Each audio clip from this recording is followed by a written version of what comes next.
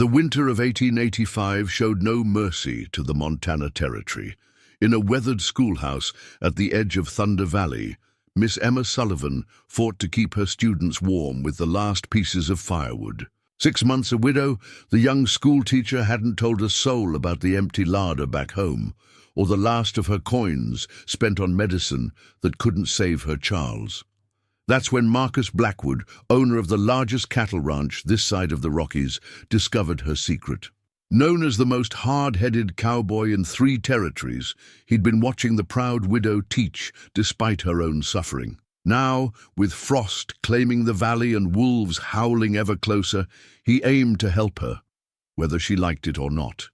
But in a land where pride runs as deep as the winter snow, could Emma learn to accept the hand of a stranger? Before we jump back in, tell us where you're tuning in from. And if this story touches you, make sure you're subscribed, because tomorrow I've saved something extra special for you. Emma's fingers trembled as she wound Charles' pocket watch, its gold case dulled by constant handling. 7:45, time to ring the school bell. But when she reached for the rope, her arm felt as heavy as lead. 3 days since her last proper meal, and the weakness was becoming harder to hide. "Good morning, Miss Sullivan," little Mary Thompson's voice carried across the frozen schoolyard. The girl clutched a paper-wrapped package to her chest, steam rising from within. "Ma, I sent extra biscuits today." Emma's stomach clenched, but she forced a smile. "That's very thoughtful, Mary, but I couldn't possibly—" "Please, Miss Sullivan, Ma always makes too many." The lie in the child's eyes was as clear as the frost on the window panes. Sarah Thompson had seen Emma growing thinner, noticed how the teacher's black morning dress hung looser each week. The whole town probably whispered about it over their Sunday suppers. Emma accepted the biscuits with all the dignity she could muster. "Thank you, dear. Now let's get inside before Jack Frost claims our noses." The other children arrived in clusters, stamping snow from their boots. Emma divided the biscuits among the younger ones, ignoring her own hunger. As she turned to the blackboard, Charles's watch pressed against her ribs through her pocket, a constant reminder of time slipping away. She'd been so sure she could manage after Charles died. The school board had kept her on, despite whispers that a widow shouldn't be teaching impressionable children. She'd had some savings, and Charles's life insurance would come eventually. But then the truth about the insurance emerged, along with the gambling debts and the money she'd spent on doctors. "Miss Sullivan," Tommy Baker's voice snapped her from her thoughts. "You wrote the same word 3 times. Emma blinked at the blackboard. Winter repeated in her increasingly shaky handwriting. She quickly erased 2 instances. "Very observant," and "Tommy. Now who can use this word in a sentence?" A shadow passed the window, Marcus Blackwood on his big bay stallion, probably heading to the monthly school board meeting. He'd been watching her lately, his dark eyes following her movements. Whenever their paths crossed in town, probably waiting for her to fail like the others. The wealthy rancher had opposed her staying on after Charles's death, arguing that a widow's place wasn't in the schoolroom. The morning crawled by in a haze of arithmetic and grammar lessons. Emma's vision blurred occasionally, but she gripped her desk and pressed on. When noon came, she sent the children out to eat their lunches, claiming paperwork that needed attention. Alone in the schoolroom, she pulled Charles' watch from her pocket. The hands had stopped at 10:47, the moment the doctor had pronounced him dead. She'd tried dozens of times to wind it, but something inside had broken, like her world, like her heart. "Miss Sullivan?" She startled. Marcus Blackwood filled the doorway, his broad shoulders blocking the winter light. She hadn't even heard him approach. "Mr. Blackwood."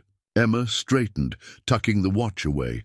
"The school board meeting isn't until 3. Thought I'd observe some lessons first." He stepped inside, bringing the scent of leather and cold air. "If you don't mind." She minded very much, but he was on the school board. Of course not. He settled into a back bench, far too large for the children's seats. Emma turned to the blackboard, feeling his gaze on her back as she wrote out the afternoon's lessons. Her hand trembled slightly, and she prayed he wouldn't notice. The children returned, red-cheeked from play. If they were surprised to see the imposing rancher in their classroom, they didn't show it. Emma launched into a history lesson about the Louisiana Purchase, trying to ignore how the room occasionally tilted sideways. She was midway through describing Lewis and Clark's expedition when the darkness crept in at the edges of her vision. The last thing she saw was Marcus Blackwood rising from his seat, concern replacing the usual sternness in his expression. Then the floor rushed up to meet her, and Charles's broken watch pressed against her heart as consciousness slipped away like snow melting in the sun. Emma awoke to whispers and the scratch of a wool blanket against her cheek. She was lying on the schoolroom's small settee, a familiar scent of leather and pine hovering nearby. Poor thing's been starving herself. Sarah Thompson's voice. We all saw it coming. Stubborn as a mule, just like her pa was. That was old Mrs. Baker. Someone needs to do something.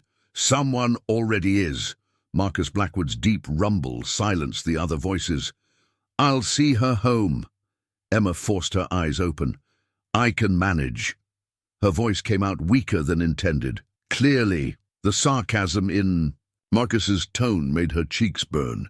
He stood over her, his big frame blocking out the afternoon light. Ladies, thank you for your help. I'll handle this. Emma wanted to protest, but the room still spun treacherously. She allowed Marcus to help her to her feet, hating how she had to lean against his solid warmth. The wagon ride to her small house passed in humiliated silence. Emma stared at her hands, remembering how they'd once been plump and pretty. Now they were thin, the bones showing through like birds' wings under paper. Marcus pulled up to her door just as the sun began to set. Without asking permission, he lifted her down from the wagon and carried her inside. The house was dark and cold, no fire in the hearth. "Where's your kindling?" he asked, setting her gently in Charles's old armchair. Emma gestured weakly toward the kitchen. "Don't trouble yourself. I can—" He was already striding away, boots echoing on the wooden floor. She heard him rummaging, then a sharp intake of breath. She knew what he'd found. He returned with an armload of empty medicine bottles, their labels telling a story of Charles's final months, the expensive tonics and powders that had drained their savings, all promising miracles and delivering nothing but false hope. "How much did you spend on these?" His voice was carefully neutral. "Everything." The admission felt like ground glass in her throat. "The doctor and Helena said they were the best chance. Charles was in so much pain." Marcus set the bottles on the mantel, a glass gallery of her desperation. Without comment, he went back to the kitchen. She heard more rummaging, then silence.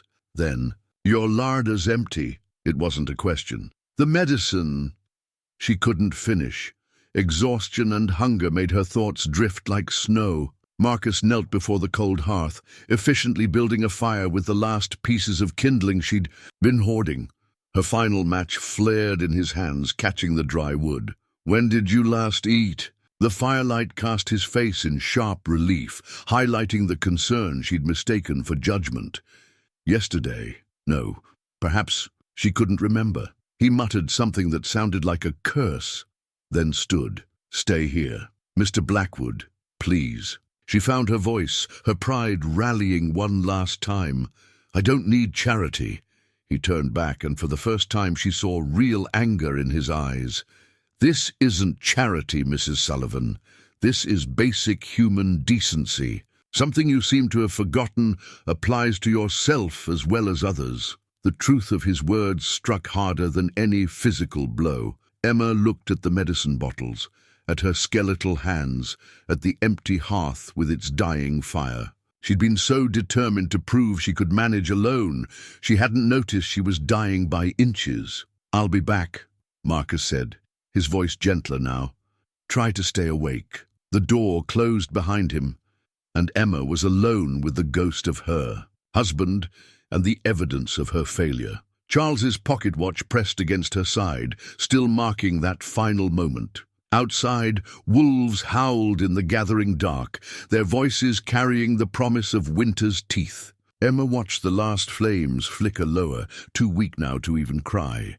The medicine bottles caught the dying light, reflecting it back like accusing eyes. She'd spent everything trying to save Charles, and now she had nothing left to save herself. The fire sputtered one final time and went out, leaving her in darkness. As consciousness began to slip away again, Emma thought she heard hoofbeats approaching through the snow. But that might have been just another dream, like her hopes of surviving this winter with her dignity intact. Through the haze of near unconsciousness, Emma heard the crack of splintering wood. Her front door burst open, letting in a blast of winter air and the massive silhouette of Marcus Blackwood. He carried a wooden crate in his arms, steam rising from its contents in the frigid air. "Mrs. Sullivan!" His voice seemed to come from very far away. "Emma!" The use of her Christian name startled her enough to open her eyes. Marcus set the crate down and knelt before her chair, his rough hands capturing her cold ones. "Stay with me," he commanded, and there was something in his voice she'd never heard before. Not pity, but a raw understanding that made her throat tight. He released her hands and moved to the hearth, rebuilding the fire with wood he must have brought. Soon warmth began to seep back into the room. Emma watched through half-closed eyes as he unpacked the crate. Bread still warm from baking, beef stew in a ceramic pot, coffee, sugar, preserved fruits. "I won't take your charity," she whispered, but her treacherous stomach growled at the smell of food. Marcus paused in his work, fixing her with a hard stare. "My wife Catherine said the same thing right up until the end." The words hung in the air between them. Emma had heard whispers about Marcus Blackwood's wife, dead these 5 years, but he'd never spoken of her himself. The doctor told her to rest, to let others help. He spooned stew into a bowl, his movements precise and practiced. But she was too proud. Kept teaching at the mission school, kept refusing aid. By the time she finally collapsed, the consumption had too strong a hold. He brought the bowl to Emma, crouching beside her chair. "I watched my wife die because she was too proud to live. I won't watch it happen again." Emma's hands shook as she took the bowl. The first spoonful of stew nearly undid her, rich, warm, and real after so many days of nothing. Tears slid down her cheeks. "Slowly," Marcus cautioned, his voice gentle. "Now, too much at once will make you sick." She managed a few more spoonfuls before her stomach rebelled. Marcus took the bowl, setting it aside, then draped a warm quilt around her shoulders. "Why?" she asked finally. "You opposed me staying on as teacher. You said a widow had no place." "I said a lot of fool things." He stood, moving to stare out the frost-covered window. "I thought, seeing you in that schoolhouse every day, wearing black like Catherine did, I thought it would be like watching her fade away all over again." Understanding dawned. "That's why you've been watching me." He nodded, still facing the window. "At first, then I saw how you were with the children, how you kept going, no matter what, different from Catherine in every way that mattered. And still I waited too long to help. You're helping now." The words came unbidden, surprising them both. He turned back, and in the firelight she saw the years of guilt and grief etched in his face. They stared at each other for a long moment, two people who'd lost too much, recognizing something in each other's pain. The moment broke, when Emma swayed in her chair, exhaustion winning out. Marcus was there instantly, steadying her with those big, gentle hands. "You need real rest," he said, "and food and medicine and about 100 other things I should have made sure you had months ago. I can't accept—" "You can, and you will." His tone brooked no argument. "I've already sent word to Sarah Thompson. She'll be here soon to help you get settled properly. Tomorrow we'll talk about arrangements." "Arrangements?" "For your care and comfort through the winter." He began stoking the fire again. "I've failed one wife who needed help. I won't fail my children's teacher the same way." Emma wanted to protest, but warmth and food had made her thoughts fuzzy. She watched through heavy lids as Marcus continued bringing in supplies, more wood, blankets, basic provisions. The wooden crate sat by the hearth, a solid promise of survival. "Rest now," she heard him say as consciousness began to fade. "You're not alone anymore." As she drifted off, Emma felt the weight of Charles's watch in her pocket. For the first time since his death, its presence felt less like an anchor and more like a reminder that time moved forward, carrying everyone with it, even those who thought they'd stopped along with broken timepieces. Emma woke to the sound of women's voices and the smell of coffee.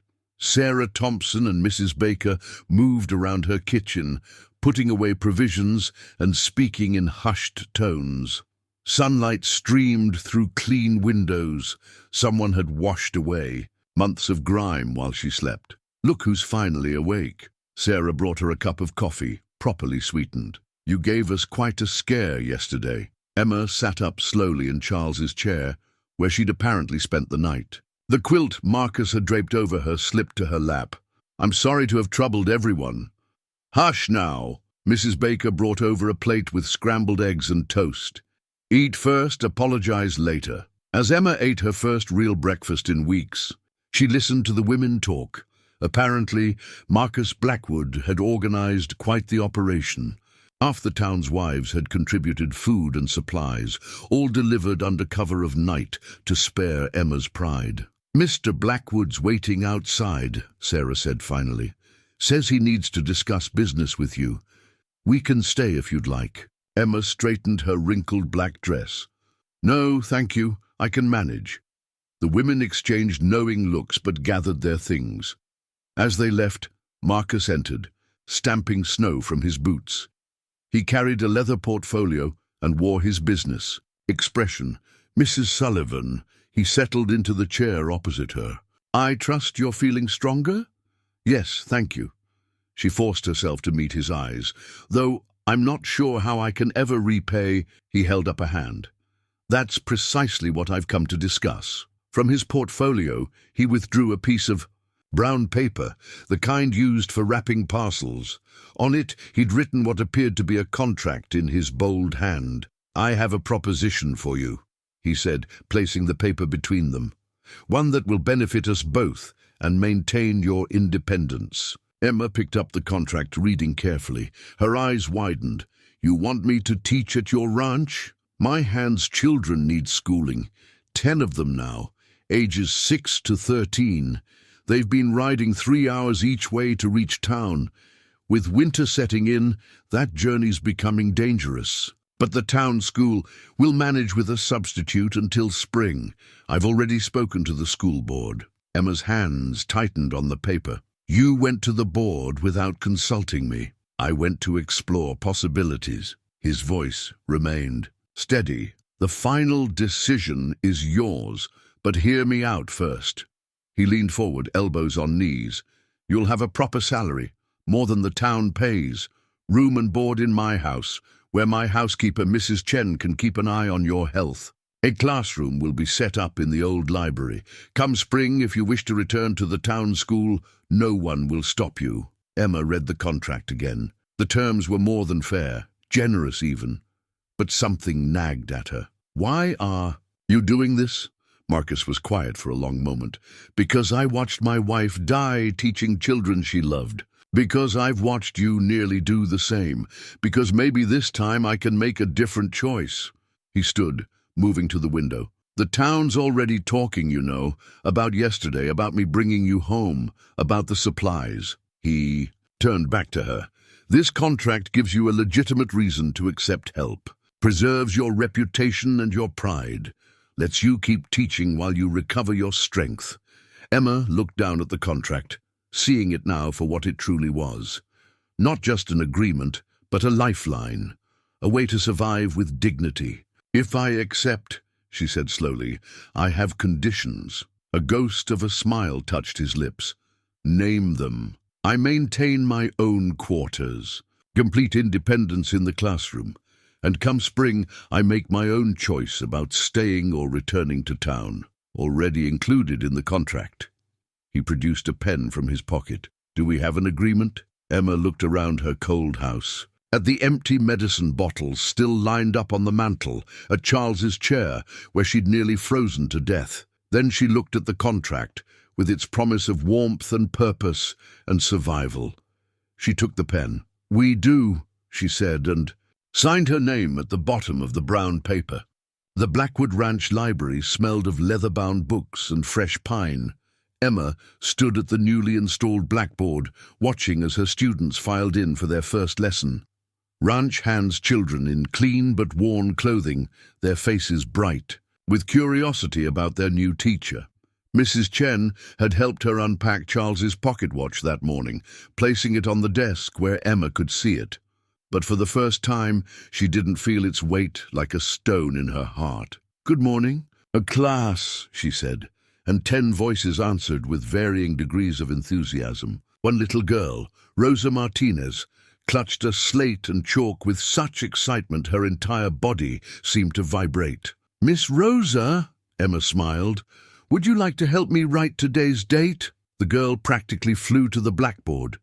As she carefully chalked December 15th, 1885, Emma caught movement at the classroom door. Marcus stood watching, his expression unreadable. Their eyes met briefly before he nodded and moved on. Emma turned back to her class, pushing aside the strange flutter in her chest. The morning passed in a blur of lessons. These children, she discovered, were different from her town students. They spoke of cattle and horses with the same ease others discussed dolls and toys. Many were bilingual, switching effortlessly between English and Spanish or Chinese, thanks to the ranch's diverse workforce. At lunch, Mrs. Chen brought a tray of hot soup and fresh bread. "Mr. Blackwood insists you eat properly," she said with a knowing look. No arguments. Emma had learned not to protest the housekeeper's care. In just 3 days, the tiny Chinese woman had already proven as formidable as Marcus himself. The afternoon session began with art. Emma had them drawing their homes, wanting to understand how they saw their world. Rosa worked with intense concentration, her small tongue poking out the corner of her mouth. When she brought her drawing forward, Emma's breath caught. There was the classroom, rendered in careful detail, but Rosa had added something. A figure, at the window, watching. Marcus, unmistakable even in a child's drawing, his stance protective rather than imposing. "He watches to make sure you're getting better," Rosa whispered. "Papa says Mr. Blackwood smiles more now that you're here." Emma felt her cheeks warm. "Thank you, Rosa.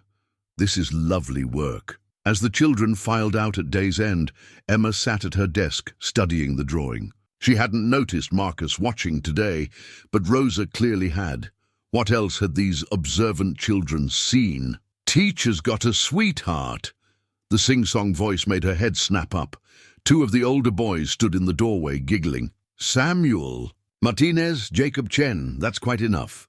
But her stern tone was undermined by the blush she couldn't quite control. "Sorry, Mrs. Sullivan." They scampered away, their laughter echoing down the hall. Emma touched Charles's watch, a habit now more than a necessity. The glass face reflected the late afternoon light, and with it, her own changed expression. Was that a spark of life in her eyes that hadn't been there before? A knock at the door interrupted her thoughts. Marcus again, this time entering with purpose. "The children seem happy," he said, studying Rosa's drawing, which still lay on her desk. "You've worked magic already." They're bright students eager to learn. She began gathering her books, aware of his presence like warmth from a stove. "Mrs. Chen tells me you're eating better." "Mrs. Chen tells you everything, I suspect." Was that a smile tugging at his mouth? "She takes her duties seriously." "As do you." Emma gestured to the drawing. "Rosa seems to think you're standing guard." Now he did smile, briefly but genuinely. "Smart girl, that one." He moved toward the door, then paused. "Join me for dinner. Mrs. Chen's making dumplings, and she'll fret if you eat alone." Emma should have refused, should have maintained the professional distance her position required.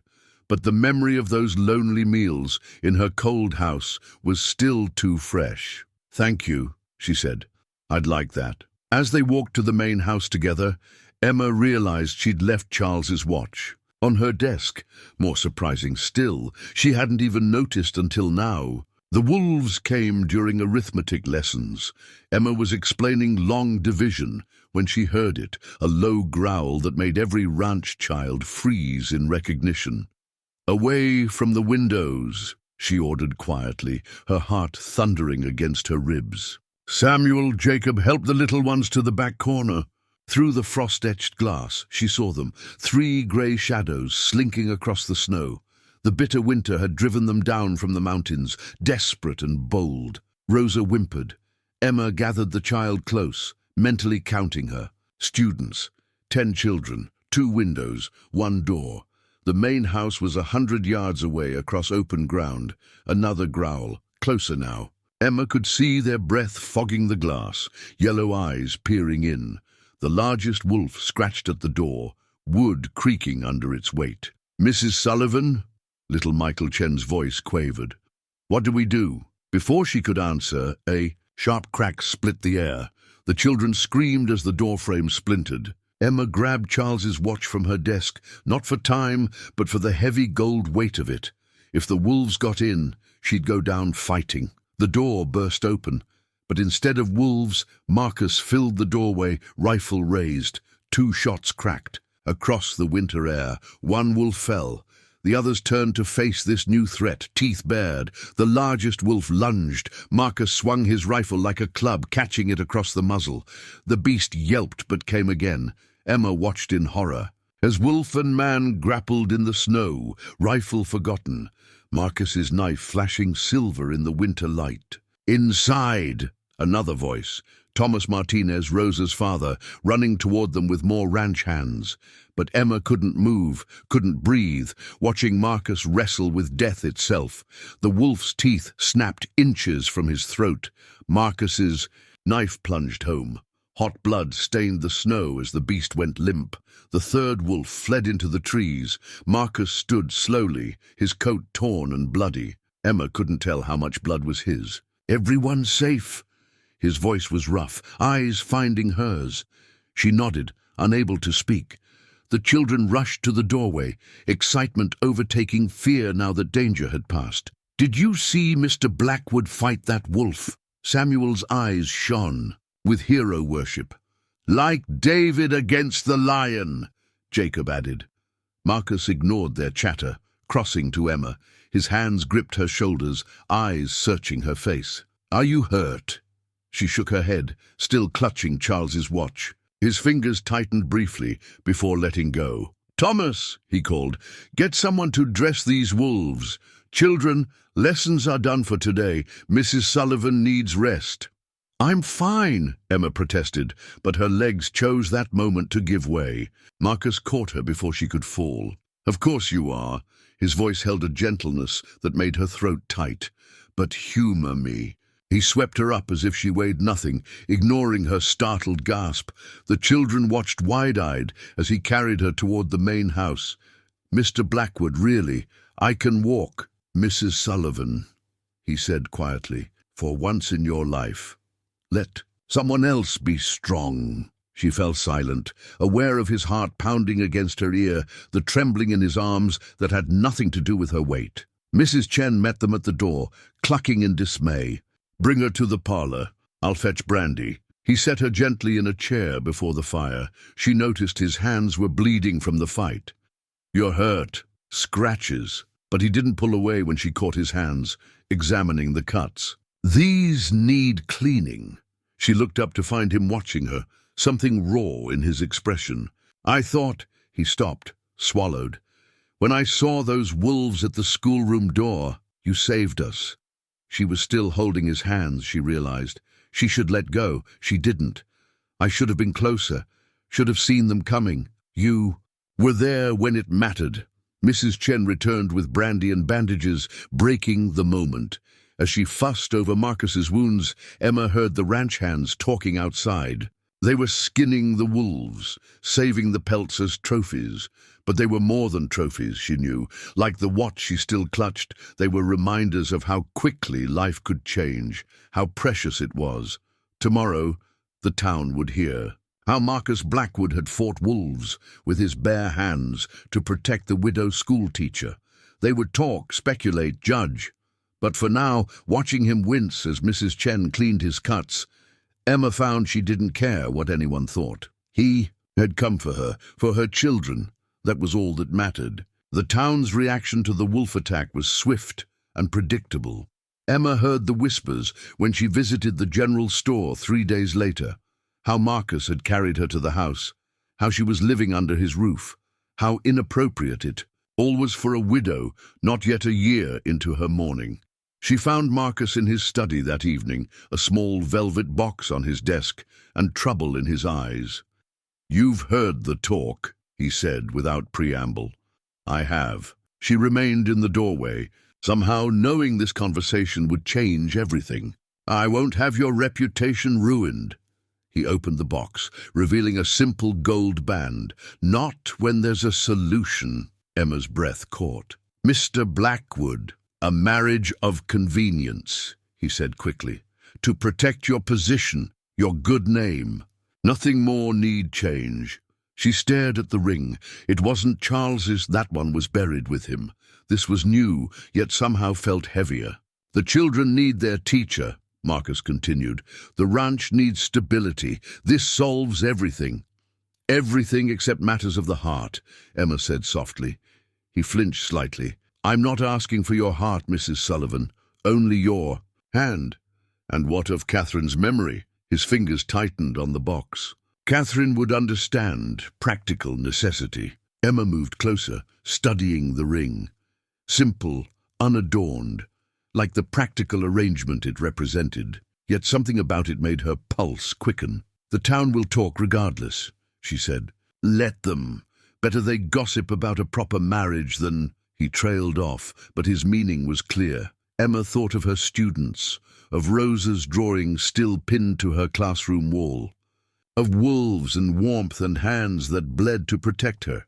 "If I agree," she said carefully, "I have conditions." A ghost of a smile touched his lips. "You always do. I keep my independence, my teaching, my own rooms." "Agreed. And we're honest. With each other always.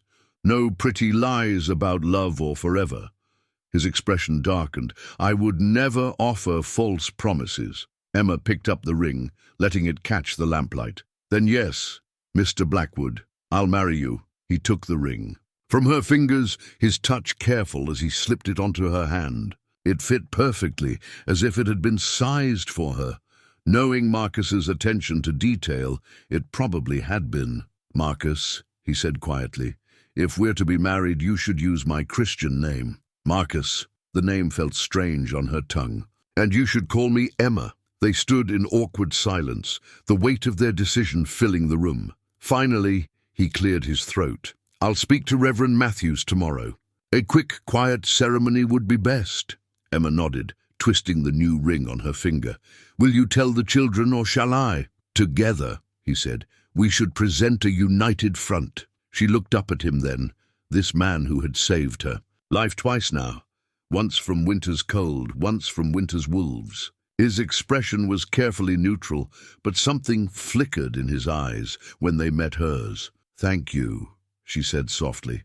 "For what?" "For making this feel like a choice, not a necessity." He reached out, almost touching her cheek before letting his hand fall.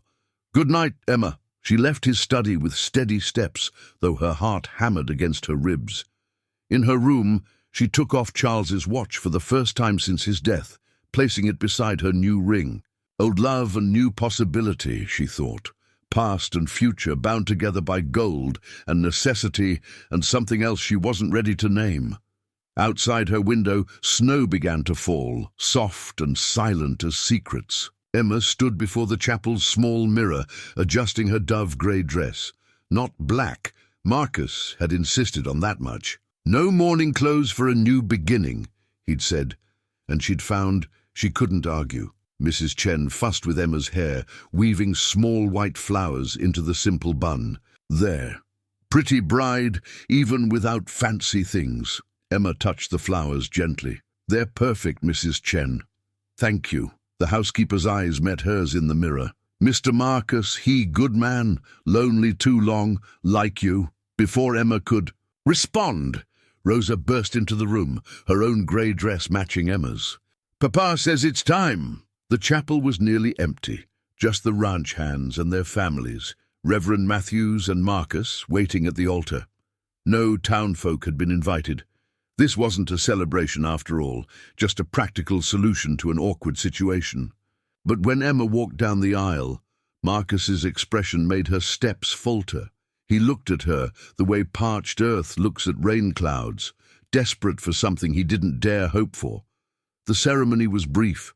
They spoke the traditional words clearly, their voices steady.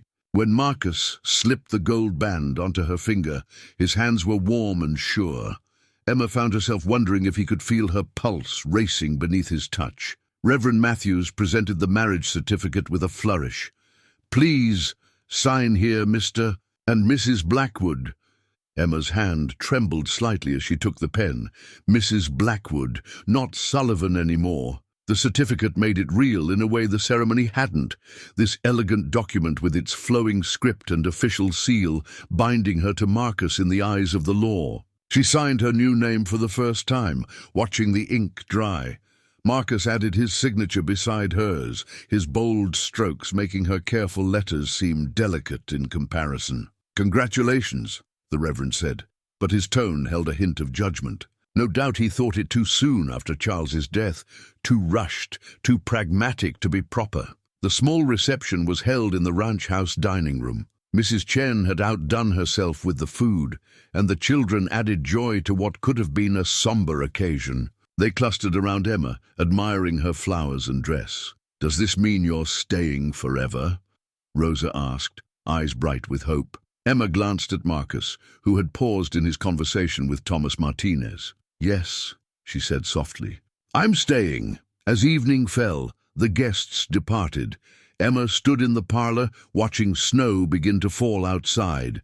The certificate lay on Marcus's desk, ink now dry, names forever linked. "Your rooms are ready," Marcus said from behind her. "Mrs. Chen added some touches she thought you'd like." Emma turned to face her new husband. In the firelight, his expression was impossible to read. "Thank you for all of this." He moved closer, and for a moment she thought he might kiss her. Instead, he reached out and touched one of the small white flowers in her hair. "Winter roses," he said. "Catherine grew them in her greenhouse. Mrs. Chen must have been saving them." The mention of his first wife should have felt like a wall between them.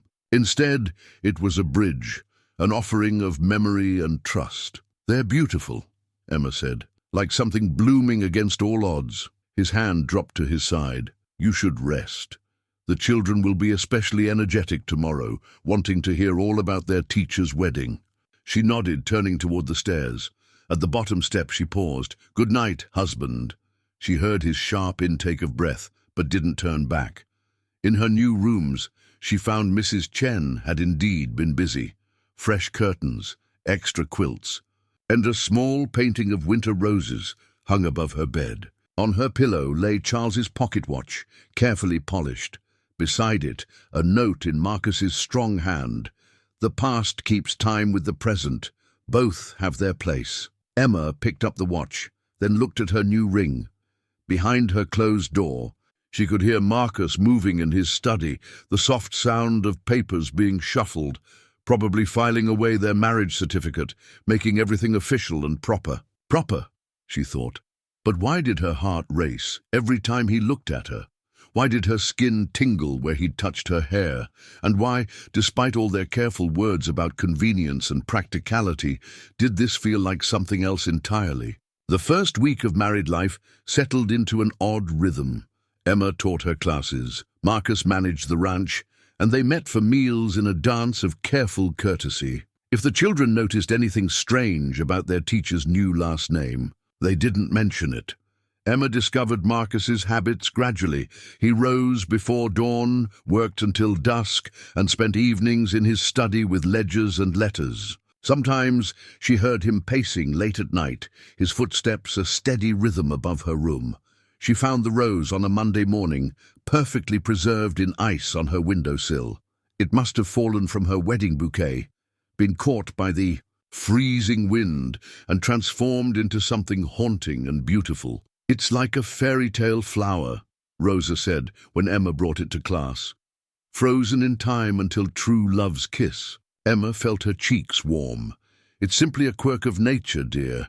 Now back to your geography lesson. But throughout the day, she caught herself glancing at the rose, wondering. That evening, she found Marcus in Catherine's old greenhouse, tending to the winter roses that still bloomed there. The children were fascinated by the frozen rose, she said by way of greeting. He didn't turn from his work. Rosa's been telling everyone it's magic. Children see magic everywhere. And adults? Now he did turn, those dark eyes finding hers. What do we see? Emma moved closer, watching him prune dead leaves with precise cuts. Practicality, necessity, safe harbors. Is that what this is? A safe harbor? His tone was carefully neutral, but something in it made her pulse quicken. Isn't that what we agreed upon? Marcus set down his shears, closing the distance between them. And if I told you, I'm finding it harder to remember that agreement with each passing day. Emma's breath caught. He stood close enough now that she could feel his warmth, smell the leather and pine scent of him. Marcus, I watch you with the children, he said softly. I hear you humming in the kitchen. I find myself looking for you in every room. This isn't what I expected. What did you expect? A proper arrangement. Distance. Not this. He gestured helplessly. Not wanting. The word hung between them like frost. Emma thought of the frozen rose, suspended between states, neither living nor dead, waiting for transformation. I should go, she whispered. The children's essays need grading. He stepped back, mask falling into place. Of course. Good. Evening, Mrs. Blackwood. She fled the greenhouse, heart thundering. In her room, she found Charles's watch and held it like a talisman. But instead of comfort, it offered a question. Was it betrayal to want again? To feel her heart thaw like spring beneath another man's gaze? The next morning, she found a fresh rose on her desk. Not frozen this time, warm and alive, red as heartbreak. No note, but she knew who had left it. Her students noticed her distraction. Are you sad, Mrs. Blackwood? Michael Chen asked during arithmetic. No, dear, just thinking about Mr. Blackwood. Rosa's knowing smile made Emma wonder when children had grown so perceptive. That evening, she didn't retreat to her room after dinner. Instead, she joined Marcus in his study, taking the chair opposite his desk. The children think I'm sad, she said. He looked up sharply. Are you? No, but I'm not sure what I am. She twisted her wedding ring. This isn't what I expected either. Marcus set down his pen. What did you expect? Safety, simplicity. She met his eyes. Not lying awake listening for your footsteps, not feeling like I'm betraying a ghost by wanting more than an arrangement. He stood slowly, as if afraid she might bolt. And what do you want, Emma? I don't know. Her voice trembled. And that terrifies me. He nodded, understanding in his eyes. Then we wait until you do know, and if that takes too long, then we wait longer. He smiled slightly. I'm a patient man, Emma. Ask anyone who's seen me break horses. She laughed. Despite herself, tension easing. Is that what you're doing? Breaking me to saddle? God, no. His expression sobered. I'm waiting for you to choose to run with me. Outside the study windows, snow fell steadily. Emma thought of the frozen rose, of transformation, of the difference between breaking and choosing. She stood, smoothing her skirts. Good night, Marcus. Good night, Emma. She left his study knowing something had shifted between them, like ice cracking on a spring river. Not broken yet, but changing, inevitable as seasons. The blizzard struck without warning. One moment Emma was dismissing her students early as snow began to fall. The next, the world had vanished in a howling wall of white. Everyone stays here, Marcus commanded, appearing in the schoolroom doorway, like a snow-covered ghost. Thomas, get word to the families. The children are safe with us tonight. The ranch hand's children seemed more excited than frightened by the prospect of a sleepover in the main house. Mrs. Chen organized them into helping teams, distributing blankets and arranging sleeping places in the parlor. Emma kept them occupied, with stories while the storm raged. As evening deepened into night, the children gradually dozed off in their makeshift beds. "You have a gift," Marcus said softly, appearing beside her with a worn quilt, handmade by the look of it. "They trust you completely. They're good children." She watched Rosa curl closer to her brother in sleep. "Will their parents be very worried?" Thomas got word to everyone before the worst hit. "They know the children are safe." He held out the quilt. "You're shivering." She hadn't noticed until he mentioned it, but the fire was burning low, and the storm's chill crept through every crack. She accepted the blanket, recognizing the careful stitching. "Catherine made this," she said. It wasn't a question. Marcus nodded, settling beside her on the parlor's window seat. "During our first winter here, said every proper home needed at least one handmade quilt." Without asking, he drew part of the blanket over his own legs, sharing its warmth. Emma should have protested, but the storm's ferocity made ordinary proprieties seem distant and unimportant. "Tell me about her," she said impulsively. Not how she died. How she lived." Marcus was quiet so long she thought he wouldn't answer. Then, "She loved impossible things, growing roses in winter, teaching English to cowboys, taming wild horses and wild men." He smiled slightly. "I was quite wild when she found me. And she tamed you?" "She civilized me." "There's a difference." His shoulder pressed against hers, warm through layers of clothing. "She taught me that strength isn't about forcing your will on the world. It's about knowing when to yield." Emma thought about that. "Is that why you waited? With me?" "Partly." His voice dropped lower. "Mostly I waited because you needed to. Heal. And because—" He paused, choosing his words carefully. "Because I needed to be sure I wasn't just seeking a replacement for what I'd lost. And now? Now I know you're nothing like Catherine. You're entirely yourself, Emma Blackwood, and that's who I find myself wanting." The confession hung in the storm-muffled air. Emma clutched the quilt tighter, feeling the years of love stitched into every seam. "I'm afraid," she whispered. "Of what? Of wanting back? Of betraying Charles? Of losing again?" Marcus turned to face her, his expression grave in the firelight. "Do you think Charles would want you to stay frozen? Never love again?" "No." The answer came more easily than she expected. "He always said love was meant to be shared, but knowing that here," she touched her head, "isn't the same as feeling it here." Her hand moved to her heart. "I understand." Marcus's fingers found hers beneath the quilt. "We carry them with us, Catherine and Charles, but they don't own our futures." Emma looked at their joined hands, at the wedding ring that had meant one thing and now meant something else entirely. "When did you know that this was becoming more than arrangement?" "The day you signed our marriage certificate. You had flowers in your hair and strength in your spine, and I realized I was in danger of falling in love with my own wife." The words, stolen and practical all at once, made her laugh softly. "What a scandal!" "Indeed." His thumb traced patterns on her palm. "The question is, Mrs. Blackwood, what do we do about it?" Instead of answering, Emma leaned forward and kissed him. It was a gentle thing, brief as a snowflake landing, but it changed everything. When she pulled back, Marcus's eyes were wide with surprise and something deeper. "Emma, I'm still afraid," she whispered, "but I'm tired of being frozen." He cupped her face with a calloused hand, and this time when they kissed it felt like thawing, like spring, like hope blooming in winter. The quilt slipped forgotten. To their feet, as they held each other, witnessed only by sleeping children and the howling storm. The blizzard struck without warning. One moment Emma was dismissing her students early as snow began to fall. The next, the world had vanished in a howling wall of white. "Everyone stays here," Marcus commanded, appearing in the schoolroom doorway, like a snow-covered ghost.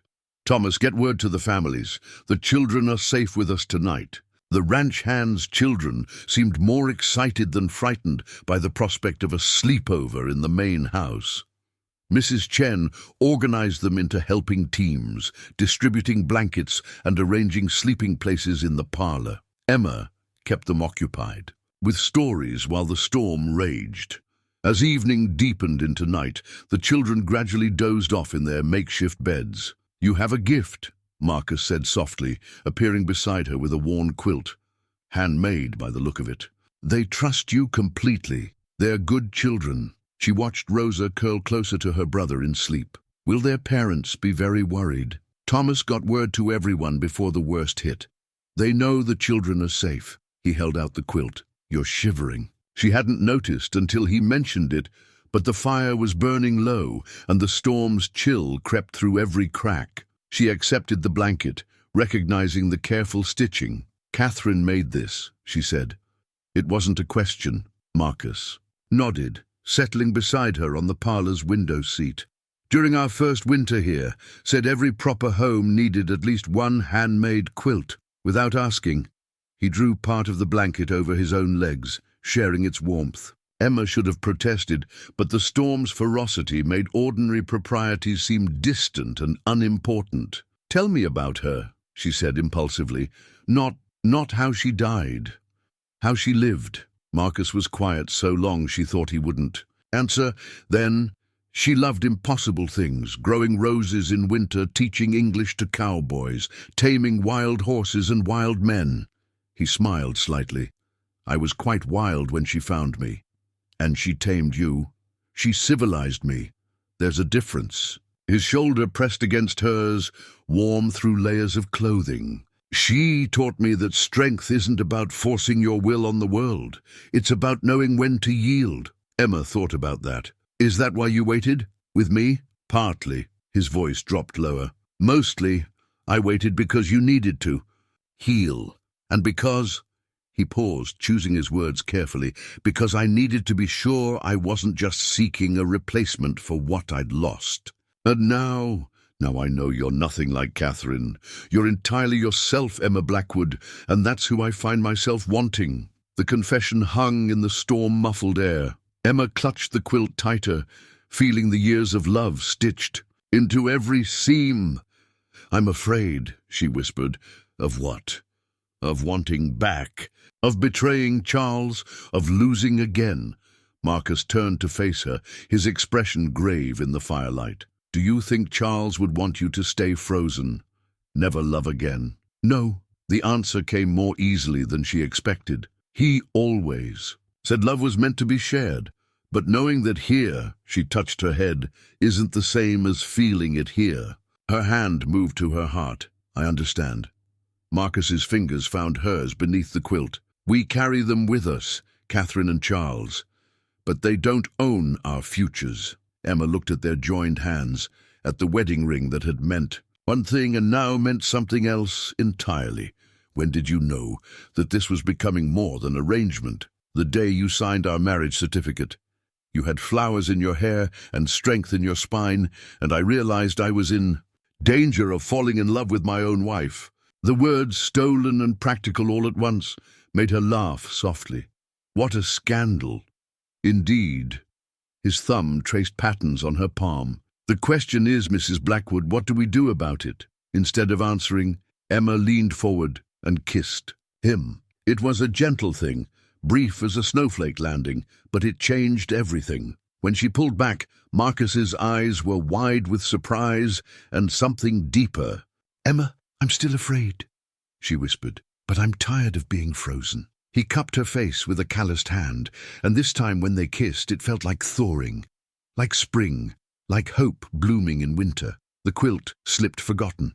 To their feet, as they held each other, witnessed only by sleeping children and the howling storm. The Helena newspaper arrived with the morning mail, yellowed and months old.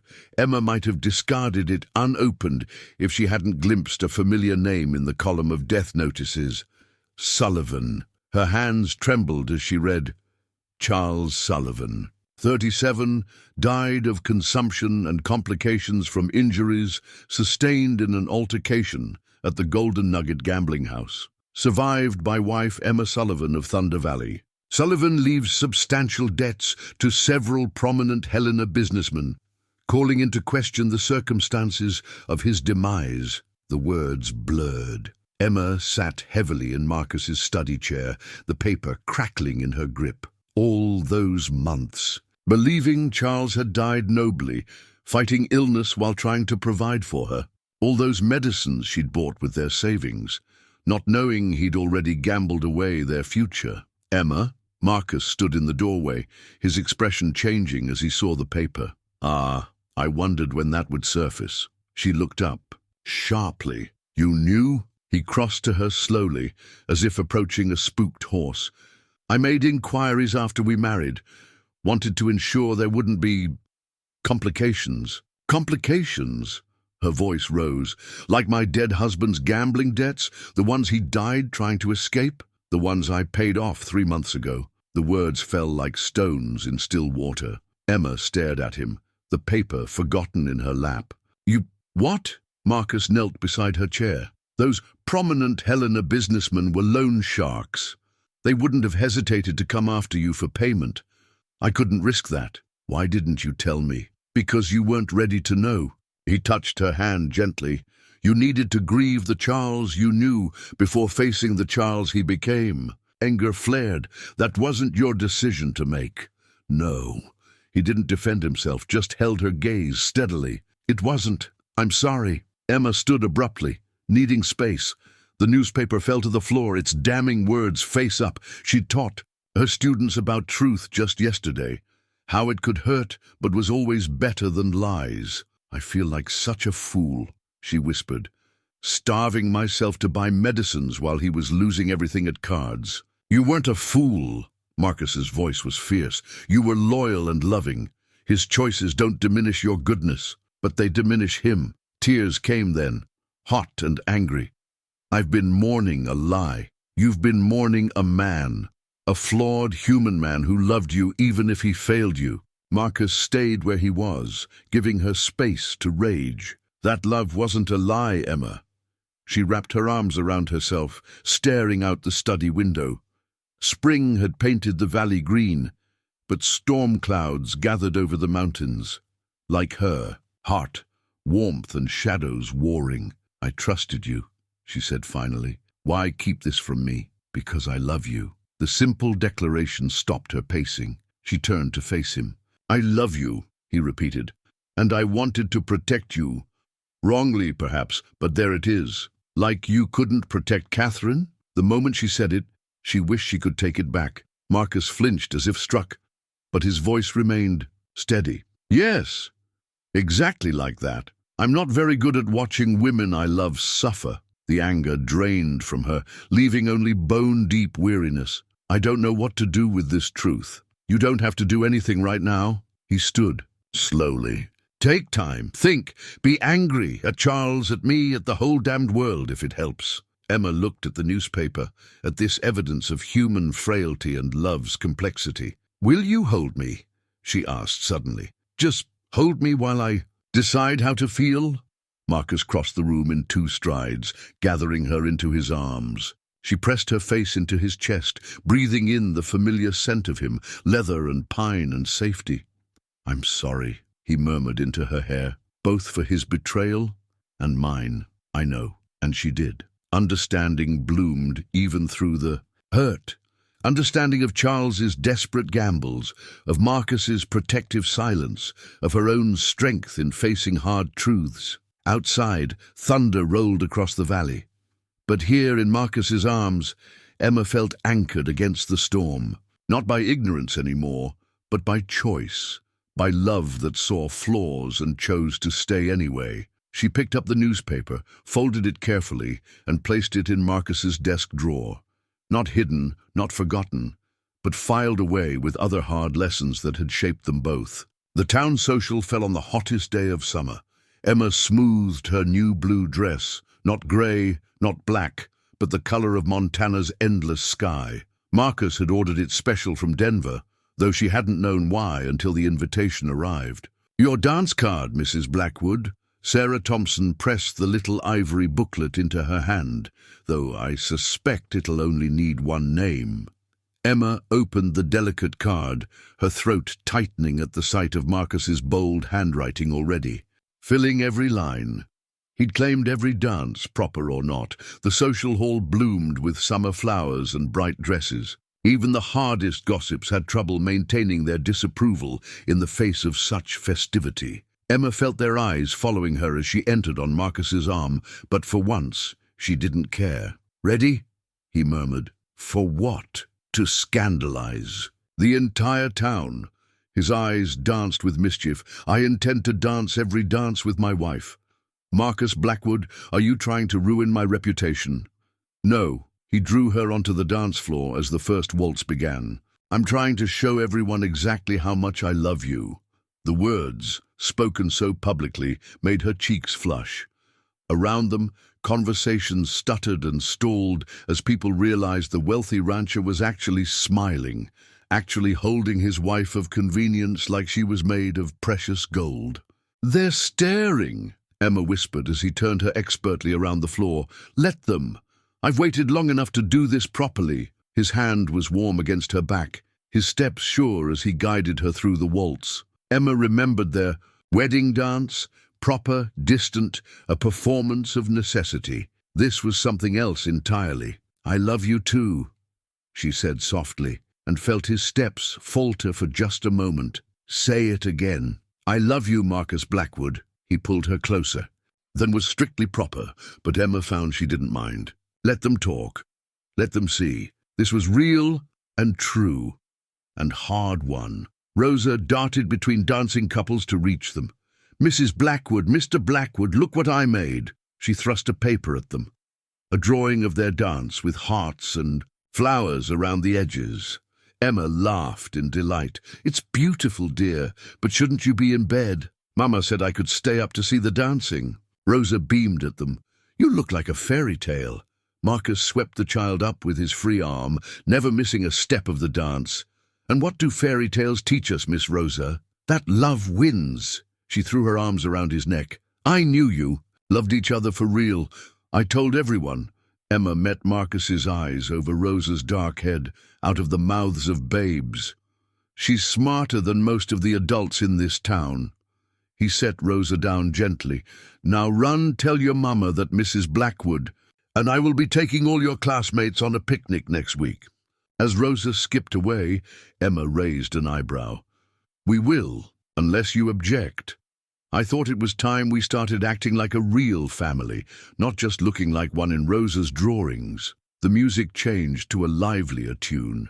Marcus spun her into the new dance as if they'd been partners all their lives. "No objections," Emma said, "though you might regret offering to wrangle 10 children on a picnic." 11. His expression turned serious. If you'd consider the possibility, someday." Emma's heart stuttered. "Marcus, not now, not tomorrow, but someday when you're ready, I'd like to fill that big house with more than just memories." She thought of Catherine's roses still blooming in the greenhouse, of Charles's watch in her jewelry box, of past love making room for future joy. "Someday," she agreed. And his brilliant smile was worth every shocked whisper, every raised eyebrow in the hall. They danced every dance just as he'd promised. Emma's feet ached and her cheeks hurt from smiling, but she couldn't remember ever feeling so alive. When the final song ended, Marcus didn't release her. Instead, in front of God and Thunder Valley's finest, he kissed her. Not the proper peck of a marriage of convenience, but the deep, sweet kiss of a man in love with his wife. The hall fell silent. Then Rosa started clapping, and suddenly everyone was applauding. The ranch hands and their families first, then even the town folk who'd been so quick to judge. Emma pressed her face into Marcus's chest, laughing and embarrassed, and utterly happy. He held up her dance card, its pages filled with his name. "In case anyone was wondering," he announced to the hall, "I intend to fill every dance card for the rest of our lives." "Scandalous," Emma whispered. "Absolutely." He kissed her again, shorter this time, but no less sweet. "Take me home, Mrs. Blackwood." She tucked the dance card into her pocket next to her heart. "Always." Harvest season painted the valley in gold and amber. Emma stood in the shadow of rising walls, watching as ranch hands and townsmen worked together to build her school. The framework already stood proud against the autumn sky, twice the size of her old classroom. The roof goes on today, Marcus said, coming up beside her. His shirt was dusty from hauling lumber, sleeves rolled up to show tanned forearms. Think we'll finish before the first snow. I still can't believe you're doing this. We're doing this. He pulled a folded paper from his pocket. And speaking of which, Emma recognized the official seal of the Territory Bank. Her hands trembled slightly as she opened the deed. Joint ownership, she read aloud. Mr. and Mrs. Marcus Blackwood, your school, he said softly, your dream, but our future. She traced their names on the deed, remembering another document that had joined them, their marriage certificate, signed for convenience. This one felt different, a choice made in love, not necessity. Marcus, she stopped, emotion-making, her throat tight. He squeezed her shoulder. You've given these children so much, given me so much. Let me give something back. A hammer's crack drew their attention. Thomas Martinez was showing his son Samuel how to drive nails true. Their dark heads bent together over the task. Near them, Michael Chen and his father worked, on window frames, speaking rapid Cantonese between measurements. It's more than just a school, Emma said. It's a symbol that everyone's children deserve an education, that Thunder Valley believes in its future, that love builds things to last. Marcus tucked a stray hair behind her ear. Speaking of building, yes, I had Thompson add an extra room, behind the classroom. Emma looked at him questioningly. A nursery, he said quietly, for someday, when you're ready. Her heart swelled. Before she could respond, Rosa came running up, her dress dusty from helping the builders. Mrs. Blackwood, come see what Papa wrote over the door. Emma followed the girl around to the front of the building. There, carved into the lintel in careful letters, were the words Thunder Valley School, founded by Emma Blackwood. Your legacy, Marcus said from behind her, though I hope it won't be your only one. His hand brushed her stomach, gentle with possibility. Emma covered his hand with hers. About that someday, his breath caught. Emma, Mrs. Chen thinks, that is, I'm fairly certain. She turned to face him. Someday might be closer than we thought. For a moment, Marcus stood frozen. Then he lifted her off her feet, spinning her in a circle that made the workers cheer and whistle. Put me down, you fool. But she was laughing, clinging to his shoulders. Never. He set her gently on her feet, but kept his arms around her. Are you happy? Emma looked at the school rising proud and strong, at the deed in her hand promising. Future and hope, at the love shining in her husband's eyes. I never thought I could be this happy again, she admitted, after Charles. I thought that part of life was over. And now? Now I know that love doesn't end. It just changes, grows, makes room for more. She touched the carved letters of her name. Like this school, we're building on the foundation of what came before, but creating something new. Marcus kissed her, heedless of their audience. When they parted, Rosa was making gagging noises, while Samuel pretended to faint. Back to work, Marcus called, but his grin belied the command. The men returned to their tasks, though Emma heard the whispers spreading, about the kiss, about the way she'd glowed announcing her news. By sunset, the whole valley would know the Blackwoods were expecting. Let them talk, she thought. This time, the gossip would be about joy, not scandal. She looked down at the deed again, at their names linked together in legal script, so different from their marriage certificate, that cautious document of convenience and necessity. This paper spoke of partnership, of shared dreams, of love, building something permanent. I need to check the supply lists, she said reluctantly. Marcus brushed a kiss across her temple.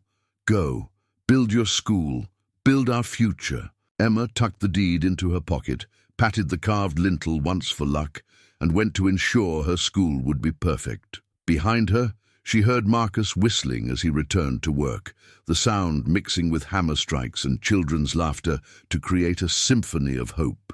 Winter returned to Thunder Valley with bitter vengeance.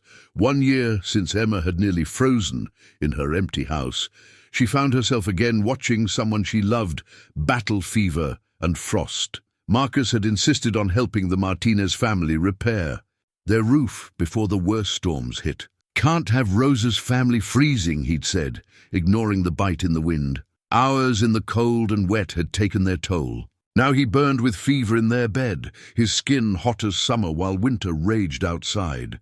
Emma twisted both their wedding rings on her finger, his removed for safety when the fever made him restless. The two gold bands clinked together. Old promises meeting new fears. "Catherine," he called, lost in fever dreams. "Catherine, I'm sorry." Emma pressed a cool cloth to his forehead. "Shh, love, rest." His eyes opened, glazed but seeking. "Emma, I'm here. Don't leave." His hand found hers, fingers searching for his missing ring. "Never." She slipped his wedding band back onto his finger, and his breathing eased. Mrs. Chen appeared with fresh tea and worry in her eyes. "Like before," she said softly. "When Catherine—" "No," Emma's voice was fierce. "Not like before. I won't lose him." The housekeeper nodded, understanding the determination that had once kept Emma teaching through hunger and grief. This was a woman who had learned to fight for love. Through the long night, Emma maintained her vigil. She spooned broth between Marcus's cracked lips, bathed his burning skin, and whispered promises into the darkness. "You carried me through winter," she told him. "Now let me carry you." In his lucid moments, he tried to smile. "Not what you signed up for when you agreed to marry me. No, it's so much more." She kissed his palm. "We're having a baby, remember? You're not allowed to leave us." His fever-bright eyes found her slightly rounded belly. "A baby. Yes, love. Your son needs you to fight. Could be a daughter.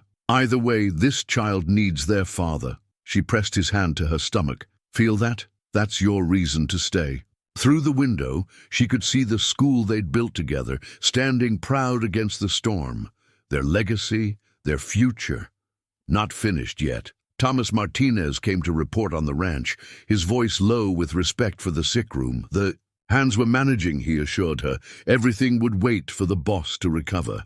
"He will recover," Emma said, and Thomas nodded, believing in her certainty. Rosa snuck in with a drawing, the whole family together, including a small bundle in Emma's arms. "For when Mr. Blackwood feels better," she whispered. Emma hung it where Marcus could see it when his eyes were clear, a reminder of everything waiting for him. On the third night, his fever broke. Emma was dozing in the bedside chair when his voice, stronger now, woke her. "You should be in bed, Mrs. Blackwood." She blinked awake to find him watching her, eyes clear and present. "Marcus, who else would be in your bed?" His attempt at humor was weak, but it was him, really him. Emma burst into tears. Now. He tried to reach for her, but his arms were still too weak. "Come here, love." She curled carefully beside him, mindful of his fragile strength. His fingers found their wedding rings on her hand. "You've been wearing both," he observed. "Keeping them safe for us." She slipped his ring back onto his finger. "Like you kept me safe last winter. We keep each other safe now." He touched her stomach. "All of us." Emma remembered another sick room, another vigil that had ended differently. "I was so afraid." "Catherine's death wasn't your fault," he said softly.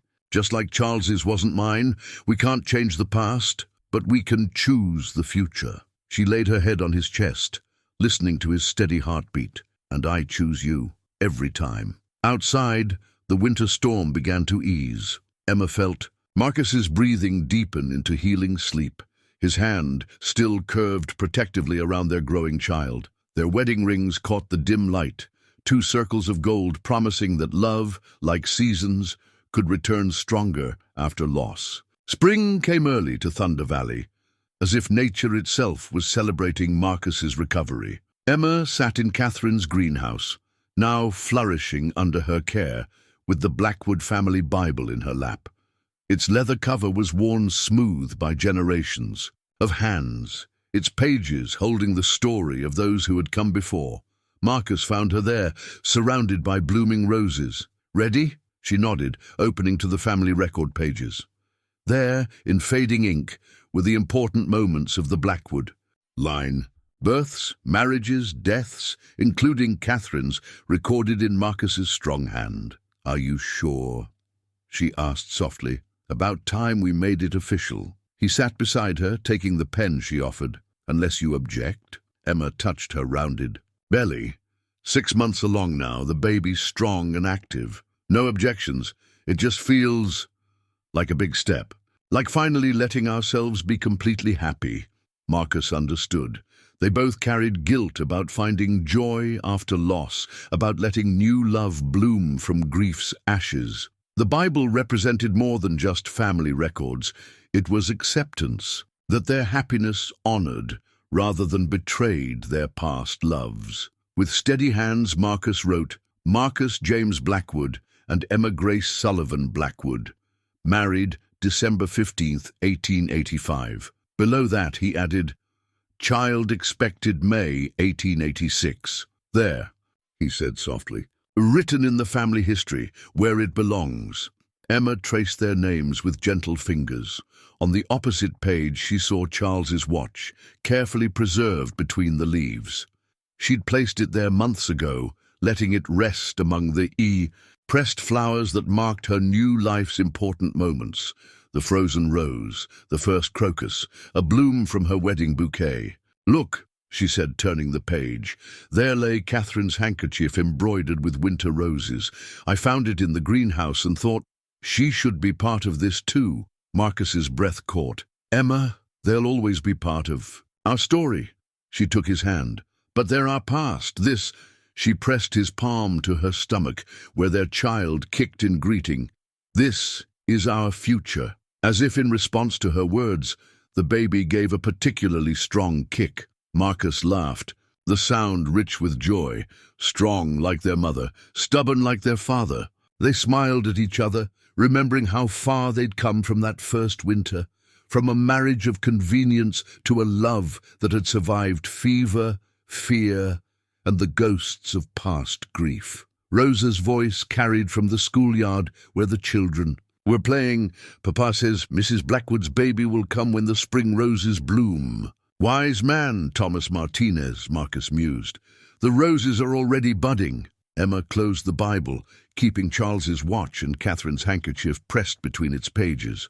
Not hidden away, but preserved as part of their larger story. "I've been thinking about names," she said. "Oh, Catherine Grace for a girl, Charles Marcus for a boy." Marcus was quiet for a long moment. Then he pulled her close, pressing his face into her hair. "Perfect," he whispered. Through the greenhouse glass, they could see their school standing proud against the spring sky. Children's laughter mixed with the sound of ranch work, horses, cattle, the rhythm of their shared life. "Sometimes," Emma said, "I think about that first winter, how close I came to letting pride and grief steal my future. And I think about how close I came to letting fear keep me from love." Marcus touched the Bible in her lap. "But here we are, written in the family record, proof that love doesn't end with loss. It just changes shape." Emma leaned into his strength, feeling their child move between them. "Like roses blooming in winter?" "Like roses blooming in winter," he agreed. The greenhouse door burst open, and Rosa flew in, clutching a handful of wildflowers. "For the baby," she announced proudly. Emma accepted them gravely. "Thank you, dear. Shall we press them in the Bible to mark this day?" Rosa nodded eagerly, watching as Emma carefully arranged the flowers between the pages, adding to their growing history of love and memory and hope. "Tell me again," Rosa begged, "about how you and Mr. Blackwood fell in love." Emma met Marcus's eyes over the child's dark head. "Well," she began, "it started in the coldest winter, when a stubborn teacher was too proud to ask for help, and a lonely rancher was too afraid to offer it," Marcus added softly. "But love," Emma finished, "love found a way to bloom through the frost. The morning of May 1st dawned clear and bright, roses blooming in Catherine's greenhouse and hope blooming in Emma's heart. She stood before Thunder Valley's new school, her hand resting on her full belly, watching Marcus mount the gleaming brass bell in its tower.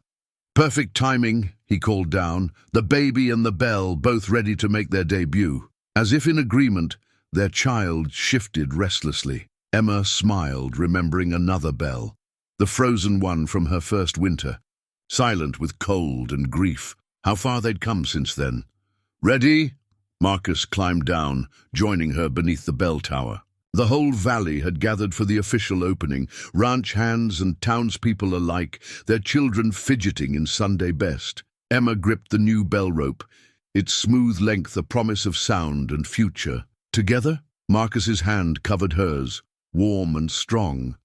As one, they pulled. The bell's clear voice rang out across Thunder Valley, echoing off the mountains that had witnessed their journey from convenience to love. Emma felt tears start at the pure, sweet sound. Now that's a proper beginning, Thomas Martinez said, holding Rosa on his shoulders so she could see. The children surged forward, eager to explore their new school. Emma watched them flood into the bright classroom, their excited voices carrying through open windows. Mrs. Blackwood, Rosa called, come see your desk. But before Emma could move, she felt it. The first sharp pain that meant their child was ready to join the celebration. Marcus saw her expression change. Emma, your timing was more perfect than you knew, she managed, gripping his arm. The baby, his eyes widened. Mrs. Chen was already hurrying forward, taking charge with practiced efficiency. To bed now. Children will wait. Baby will not. The Valley women sprang into action, surrounding Emma with support and experience. As Marcus helped her toward home, the new bell continued to ring, the children unable to resist its shining rope. Like music, Emma breathed between pains. Like hope, Marcus agreed, his voice thick with emotion. Hours later, as spring sunset painted the valley gold, their daughter slipped into the world with a cry as clear as any bell.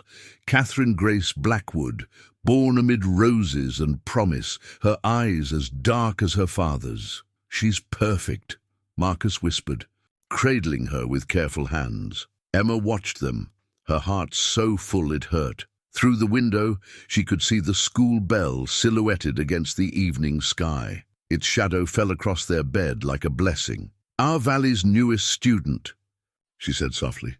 And newest teacher, Marcus smiled.